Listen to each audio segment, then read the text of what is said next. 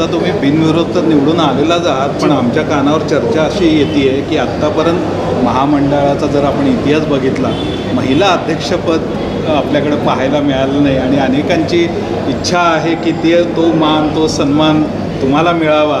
याकडे कसं बघता तुम्ही? याकडे मी सकारात्मकच दृष्टीने बघते आहे. जर सभासदांची तशी इच्छा असती, जर कमिटीची ती इच्छा असती, तर निश्चित जर माझ्याकडे जी जबाबदारी येईल ती मी उभारेन आणि ती मी पूर्ण माझ्या ताकदीनिशी मानसिक शारीरिक ह्याला फार लागत नाही, पण मानसिक ताकद आणि वेळ देणं योग्य वेळेला. म्हणजे असं काही नाही आम्ही सगळे काम करणारे आहोत ना, आम्ही कलाकार आहोत, असं काही नाही आम्ही आमचं प्रोफेशन सोडलेलं आहे असं तर नाही ना.